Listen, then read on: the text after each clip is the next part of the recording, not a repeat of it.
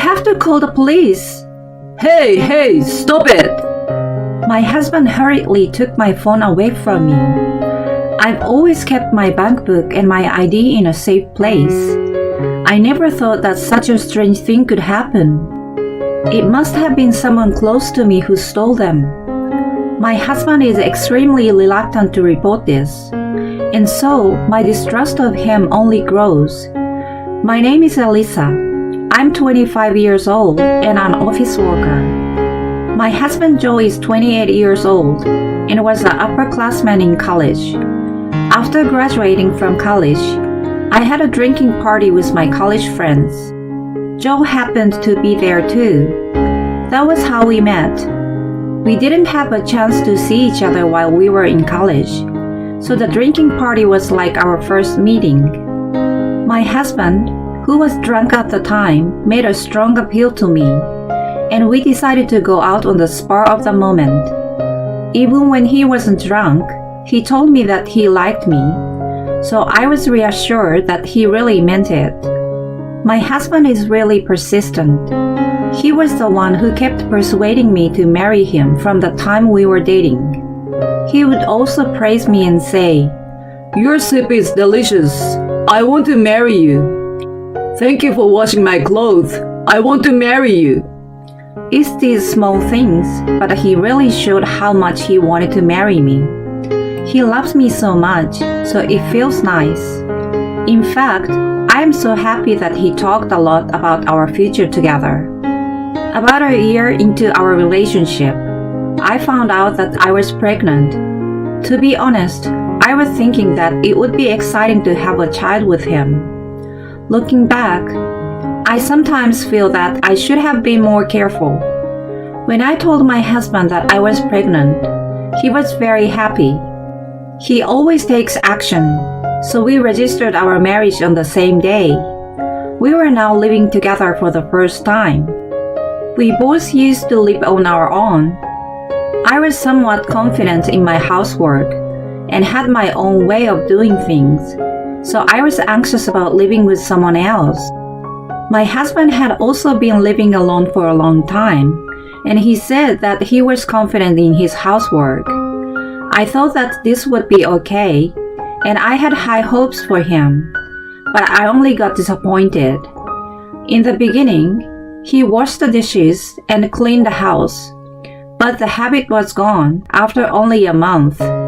There were cups left on the table. Clothes were left scattered in the living room. He never took out the trash. I was in the early stages of pregnancy, so I tried to get my husband to help me with the housework as much as possible. I said, "I'm not feeling well today because of the morning sickness. Would you clean up after dinner for me?" My husband didn't even look at me because he was so absorbed in his phone. "I'm in the middle of a good game right now. I will do it later." I wonder if he was really listening. I went to bed early. When I woke up the next morning, the dishes were still in the sink. My husband was up late at night playing games on his phone. He's sleeping in the living room. I was in tears because I was suffering and he was not responding to my request for help. But I knew that giving up at this point was not an option. I asked him to help me with the housework again that night. "Did you forget to wash the dishes yesterday? I'd like you to do it today if you can." "Okay, I know. My mom would never say something like that." For a moment, what my husband said made me feel uncomfortable. I thought about asking for more details, but my husband might get cranky if I say too much. I swallowed down the discomfort I was sure I felt and simply said, "Thank you." The next morning, I felt so much disappointment again. Yes, my husband did wash the dishes, but the dishes were left without being wiped dry. The sink wasn't wiped either, and the area was also soaked with water. Did I have to say, "Wash the dishes, wipe them, and put them back on the shelf"? I felt so discouraged and sighed deeply. I had no choice but to put the dishes away. I wonder what my husband's life was like when he lived alone. When I was beginning to distrust him, he started to talk about his mother often. My mama never made me or my dad do any housework. I see. Was your mom working? No, she's a stay-at-home mom. Well, she's a housewife, so she's supposed to do the housework. My mama did her chores perfectly, you know. I see. I hope you can be just like my mama, Lisa. You should work hard. So for the first time, I learned that my husband called my mother-in-law Mama. I also learned that she is his ideal mother and that he wants me to be like her. I was astonished. Unfortunately, my husband really had a mother complex. Well, how about I quit my job since I'm pregnant and become a full-time housewife? Then I can do more housework. That's not good. In this day and age, both husband and wife should be working, right? You can't just keep relying solely on my income. My husband did not listen to my suggestion at all. What? But you want me to be like your mom, don't you? You can at least balance work and housework, because that's just the way it is now. So since you're saying it's this day and age, you will share the housework too, right? What the heck? Even my mama wouldn't make me do that. What he was saying was so messed up. My head was full of questions. In other words, he wanted me to take care of everything at home and be in charge of the finances too. It was too convenient for my husband, and I cannot accept it. I tried to talk to him again and again, but he would not change his mind. On the contrary, he said something unexpected.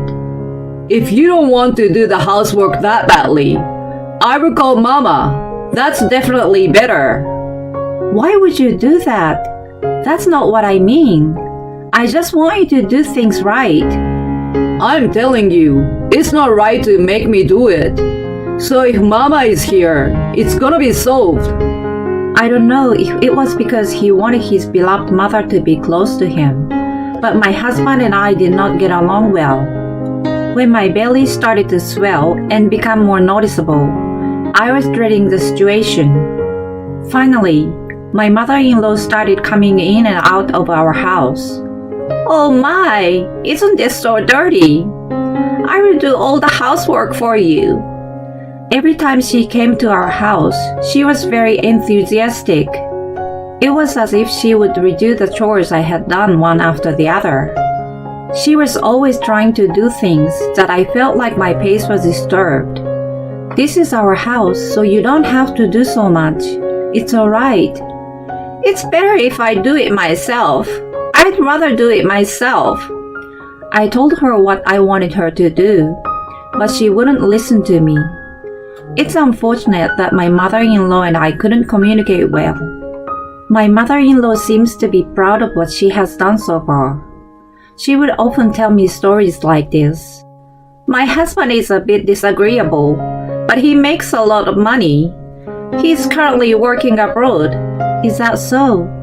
But the reason he can focus on his job and make so much money is also because of me. I'm sure Joe will be just like his father. So you should learn from me, Alyssa. Haha, yes. This seems to be the reason why my husband was telling me to be like my mother-in-law. I'm sure that my mother-in-law had been telling him this idea for a long time. Oh, by the way, have you decided on a name for your child yet? No, we haven't decided yet. About that, I'd like you to decide on the child's name, Mama. What? Mama is going to help us a lot when the baby is born, so I don't mind if she decides. Oh my God! I'm so glad! Even when I make a blatantly disgusted face, they don't even look at me. I'm the one who is going to give birth to my baby, but I'm getting angry at their selfishness. I guess it was because of these days that I began to have frequent stomach cramps. I was stressed out and felt that my body was starting to show signs that I was not doing well. Every time my stomach rumbled, I would worry that my child would suffer. I became sicker and sicker at work, and so I began to take longer and longer breaks. I felt bad about this, and so I decided to talk to my boss about it. I said, "Excuse me, I need to talk to you about something." My boss immediately told me that he could tell just by looking that I was not feeling well. He suggested that I take maternity leave as soon as possible. I felt bad and said, but my boss said he would be happier if I had a healthy child and returned to work in good health. With his encouragement, I decided to take his advice and go on maternity leave. Thankfully, the people around me did not criticize me for it, but rather they supported me. When I get home, I will tell my husband that I'm on maternity leave. My mother-in-law was there today as well, as she should be. When I told them about my maternity leave, my husband didn't look happy about it. What are you going to do throughout that time? How are you going to make a living? I can't work because of my health condition. It's for the sake of our child. Let's just manage to get by on our own. If you're not feeling well, then why don't you ask my mama to take care of the housework? Then you can go to work. Yes, that's right. My mother-in-law's expression of approval is very annoying. My mother-in-law is the cause of my health problems, but my husband doesn't understand anything. I didn't like his response and have lost interest in arguing with him any further. I'm sorry, but if you can't understand me no matter what I say, then I can't stay here. I'm on maternity leave and I'm going home to have a baby, so I'm going back to my parents' house right away. Back to your parents' house? What do you mean? I had hoped to give birth at my hometown without my husband's knowledge. I was afraid that if I talked to my husband about it, he would say that he wants my mother-in-law to be there, so I could not tell him. When they found out that I was going back to my hometown, they were both furious. "You traitor! How dare you do this?" You hurt my mama. Why don't you just have the baby here? The two of them were so furious that I was surprised and overwhelmed. But I knew that if I didn't get out of there, I might be pushed around by my mother-in-law and my husband who has a mother complex. I've already paid the hospital where I'm going to give birth. You don't want to waste money, do you? Actually, I hadn't paid for it yet. But to my stingy husband, this lie seems to be effective. With the two of them trembling with anger, I quickly packed up my belongings and went back to my parents' house that day. Life at home is like heaven. I was able to spend time at my own pace. I was relaxed. My stomach tightness gradually got lighter, and my health condition gradually stabilized. As for my mother-in-law and husband, I think they are still very much upset that I'm going to give birth here. While I was here, they did not contact me at all. Actually, it made me feel safe and secure. I am able to spend my time without thinking about anything bad. And I was able to give birth to a healthy baby boy on the exact day of his due date. My husband probably forgot about the due date because he never contacted me at all. It seems he didn't know that I had given birth, so I decided to let him know that the baby was born safely. Then, after such a long period of no contact, I received a phone call from my husband. You don't have to stay at your parents' house anymore, right? Come home soon. The truth is, I wanted to stay at home for a little while longer and focus on raising my child. However, I had been at my parents' house for a long time, so I decided to return to my husband's place. When I returned to my husband's house, my mother-in-law was waiting for me. I wondered how they would react. As soon as he saw his son's face, he complained. Why did he have to look like Elisa? He should have looked more like me. He looks like you here, and he looks like me over here. He doesn't look like Elisa, so it's fine. Even though I endured the pain and the struggle of giving birth, they treated me so badly. I didn't have time to react to the words of my mother-in-law and husband. What was even more shocking was that the layout of the house had been completely changed. I could tell immediately that my mother-in-law had done it. "You did a lot of redecorating, huh?" "I'm the one who did it." I had my mama come over every day since I started working remotely. I also had our room redecorated to my mama's liking. They are talking so happily in close proximity, and it felt physically impossible for me to be here, so I looked away. I found it unbearable to have my mother-in-law by my side. I urged my mother-in-law to leave because I felt tired that day. She came to our house with a large package with the intention of staying the night, so she didn't like it. "If you disrespect me, you're gonna get it." She left the house with a loud bang. For the next few days, my mother-in-law did not come. I felt very much at ease even when I had to take care of my child. When my mother-in-law comes over, it will be chaotic again. So I decided to put together the documents to be submitted to the office in the meantime. "Oh, I put them away here, but they're not here. I can't find my bank book and ID, which I need to submit the documents. I had kept them in my room, so there was no way they could be missing." I asked my husband just to be sure, but he said he didn't know. I placed those in a pouch and put it in a drawer in my room, so it was natural that he didn't know about it. I searched for it in the corner of the house, thinking that I might have left it somewhere when I was tired. However, the room had been redecorated without my permission, so I could not find it easily. Because it is an important thing, I suddenly felt uneasy. It's most likely a thief. Maybe they got in while we were gone. I have to call 911. I picked up my phone to consult with the police before anything serious happens. My husband, looking impatient, stops me. "Stop it! I was home most of the time anyway. And as for guests, it's only Mama who came to the house. It's not worth calling the police." "Because even after all this searching, I can't find it, you know. If it had been stolen, we'd be in big trouble." "Look again.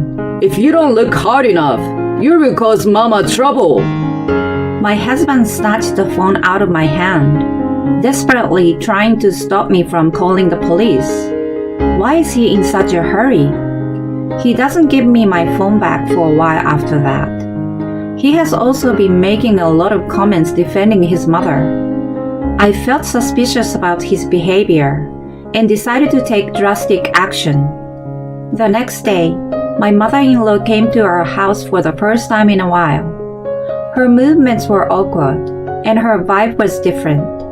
She was looking from left to right and did not look at me at all. I sensed that she was hiding something from me, so I decided to ask her about it. "Emma, I want to ask you something. When you redecorated our room, did you see my bank book and ID?" "Well, I don't know. I wonder what happened." "I'm having a really hard time finding them, so I'm thinking of talking to the police." "The police?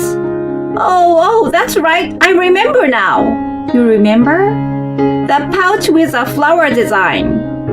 It was in your room. Did you lose it by any chance? You can't even keep track of your belongings. You're so pathetic." She was upset and raising her voice. My mother-in-law looked so suspicious, but still, I couldn't understand how she could still make fun of me. I thought that my mother-in-law needed no mercy. I folded my arms. "How did you know those items were in the flower pattern pouch?" "What?" My mother-in-law stiffened, and her face looked guilty. My husband also turned pale and held his head in his hands. Seeing the two of them together, I felt angry and ashamed of them, plus a bunch of other feelings that were hard to describe. "I see it now. Then I should leave it to the police." "Stop! Don't Don't do that! At that moment, the sound of sirens rang out from outside. A police car is already outside. If you have an excuse, please tell it to the police. My husband and mother-in-law continued to make excuses. I told them that I didn't need to listen to what they had to say. I decided to leave the rest to the police. Thanks to the police, my bank book and ID were returned to me. I knew that my mother-in-law had stolen them. My mother-in-law, who did not like my behavior, did it to harass me. She actually tried to withdraw money from my account, but she was told by the bank teller that only the owner of the account could do it. The bank refused to accept the withdrawal. Even so, she kept my bank book and ID hidden to harass me. My husband knew what my mother-in-law had done, but he could not betray his beloved mother and hurt her back. When I learned of this fact, I confronted him with divorce. I thought that I would never want to see these guilty people again, so I also demanded child support in one lump sum. Of course, neither my husband nor my mother-in-law had the financial means to do so. I told them to contact my father-in-law right then and there. My father-in-law seems to be a decent man. When he found out what my mother-in-law and husband had done, he took my side. He told me that he would take care of the child support and that my mother-in-law and husband were responsible for paying him back. Thus, the time Joe and I were married only lasted a short time. But I'm glad that I got rid of that man. Now that I'm a single mother, I'm more than happy to see my son grow up. My life is busy and difficult, but my son has made every day of my life very fulfilling. I'm now getting close to going back to work, and I'm trying to push myself to live strongly. As for my ex-husband, after the divorce, I sometimes hear rumors about him, and it seems that his mother complex got worse. An acquaintance of mine has seen my ex-husband and my mother-in-law walking hand in hand, and was worried about what was going on. I have no feelings for my ex-husband at all, so that I can laugh at such stories. I know that they will never change, but I wanted them to repay their debt to my father-in-law.